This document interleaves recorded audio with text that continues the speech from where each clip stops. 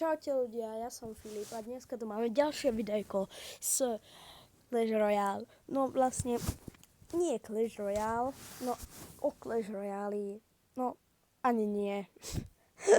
Takže toto je oznamovacie video a chcel by som oznámiť, že prepáčte fakt, že nenatáčam na channel, lebo teraz som fakt nemal čas, ale teraz sa budem snažiť trošku natáčať, takže ako prvé video, čo dneska vydám, bude trošku v zlej kvalite, ale bude docela dobré, takže áno.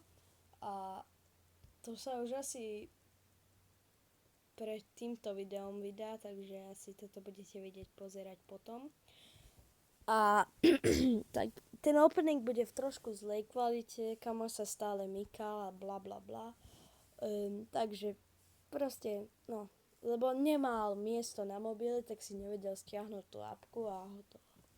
To je apku na natáčanie a nevedel mi to proste poslať, tak sme to vyriešili, že som si to natočil v ruke a nakoniec to vzniklo zle.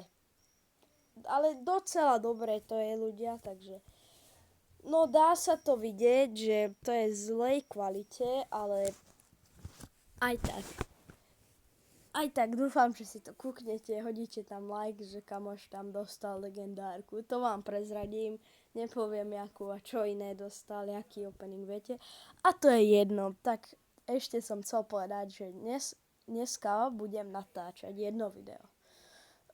Budem otvárať 3 Magical Chesty, vlastne dvakrát ten special offer a jedenkrát si kúpim Magical Chestov.